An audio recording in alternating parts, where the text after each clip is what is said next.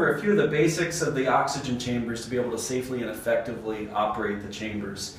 For starters, we have two chambers. We have the one on top, which we use for the high oxygen. This is greater than 90% oxygen. It's basically as much oxygen as we can get to flow through there and as high as we can get it.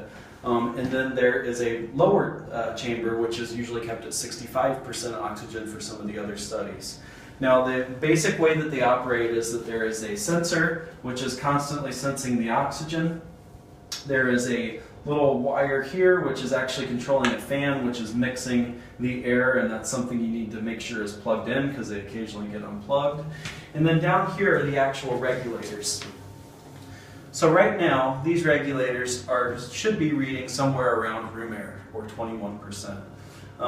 And the reason that's important is because we want to make sure they know what the starting point is. Now the top box we don't worry so much about because we're just trying to get it as high as possible, and that's all going to come from the oxygen concentrators here, and then it will also use the tank oxygen to be able to quickly bring the chamber back up when we open and close the door for animal care and rotation.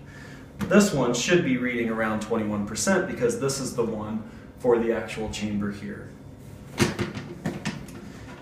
We try to keep everything as contained as possible, but if you look in here,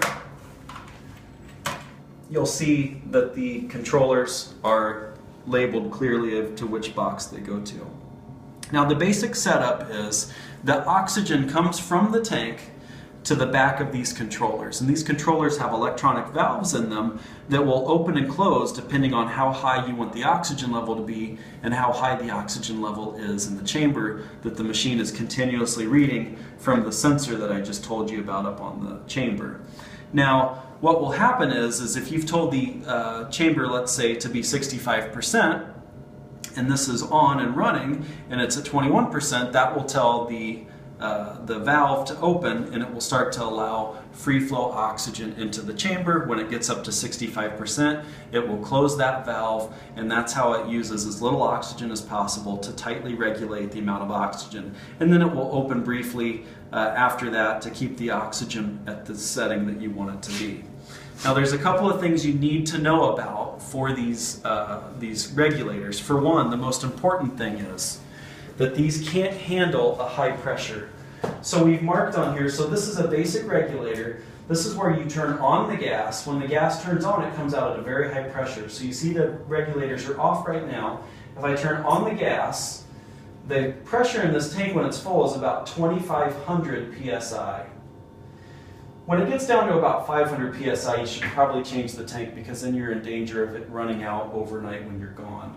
But the more important gauge to look at is this. So this, when the gas goes in at the pressure that it's going to go in based on how much is in the tank, this regulator controls how much pressure actually comes out of here. And we never want that to be greater than 40 psi. If it's greater than 40 psi, it could ruin these boxes, and these boxes are about $5,000 a piece. And there's no way to fix them after they do that. So it's very important not to allow that pressure to go above 40. So the oxygen comes out, goes into the back of these regulators. Now we're going to talk about the bottom box. And the same procedure will be true for the top box as well. So what you'll see is there's several things on the front. This is the oxygen reading. This is an alarm. We always keep that off because we don't really have anybody to check the alarms, and when they go off, the LARC people freak out, and it's better just to leave them off. This is the gas on-off. So if I've got the gas on, which we do, and this valve is open, because this valve actually is a shut-off valve, so if you turn it clockwise, it shuts it off, and it will keep oxygen flowing out of there. So if you turn that on by turning it all the way counterclockwise, gas is now flowing into here, and if I turn this on, we hear that gas starts to run because this chamber is told to run at 65, and it's currently at 21.5% based on what it's reading. So now the gas is flowing in, and the chamber will slowly come up over the course of about 5 or 10 minutes to 65% oxygen. And as you see, it's starting to now come up very slowly, but as it starts to get more and more gas in there, it will come up even more quickly. Okay, so I'm going to shut this off for now. I'm going to tell you a few more things about what you need to do to get ready to start your experiment. So first off, we want to make sure that this is reading appropriately. So we already saw when we came in and the chamber was at room air, that it was reading at room air, but what about the high number? So to be able to calibrate for the high number, we need to be able to expose this to the highest level of oxygen we have, which is 100%. Now the tanks are actually at about 98%, so we kind of assume that the tank is 100% even though technically it's not. So what I do when I'm getting ready to calibrate this is you see there's a little yellow tube that comes out of the back, out of the front of this regulator. And you want to take the sensor from your box, stick it in there and make sure it's snug. And then we actually have a little knob here and you want to turn that counterclockwise and that will start to open free flow oxygen out. And we open that all the way up. And what you'll see now is we're shooting 100% oxygen past that sensor, and that's causing this to go up rapidly. And what we want to do is we want to see that when it's equilibrated, how close it is to 100%. And this I do before the start of every experiment. And right now we're reading about 96, 97%, which is pretty good. You know, that's not too bad. So if you want to adjust it at all, because this is actually probably the percentage of gas that's actually in the tank. But if you want to adjust it, there's a very strange thing you have to do. And what you do is, to get into the program to be able to adjust, there's an up arrow, a down arrow, and a star. What you want to do is you want to push both arrows at the same time and hold them. And then it says tune. And you don't want tune, you want the level. You're at level 1.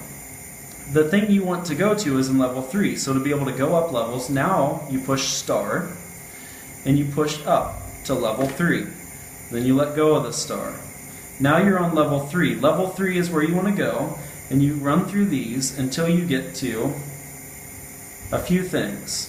So span is actually where you go to adjust the high point. If you need to adjust the low point, it's at 0. When you adjust the 0, so let's say your box is supposed to be at 21%, but it's reading 22%. Then you would start to go down on this to be able to tell it that no, it's not at 22%, it's 21%, and that's how you adjust that. Rarely will you ever have to adjust that. So let's go back to span. So right now, if we think the box is too high, we actually go up. If we think it's too low, we go down. So if we go down, we go to minus 68, and then we want to get back to where it's sensing. So to get back out, you push the arrows again, and now it's back to where you want it to be. So now it's changed the reading. And again, I think I said if it's too high, you want to push the up arrow, and if it's too low, you want to push the down arrow. It's actually the opposite. If it's too high, push down. If it's too low, push up. And this will give you a new reading. So let's say, okay, well, it was at 94, we want it to be 100. So push the arrows again.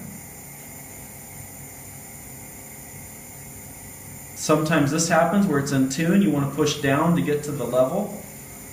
Push the star, go up to level 3, let go of the star. Then push the up arrow until you get to span. Push the star, and it was too low, so we go up by 2. We hold the buttons again. And now we're up reading around 100%. And that's how you calibrate the high end. To change the set point, so let's say we decided now 65% is too high. I'm just going to shut this off because we're done calibrating. Let's say now that we think 65% is too high, we want it to be at 60. So we hold the star. And right now it's set at 70%. If we want to change that, we push the up or down arrow. And you can change the percentage to what it's supposed to sit at.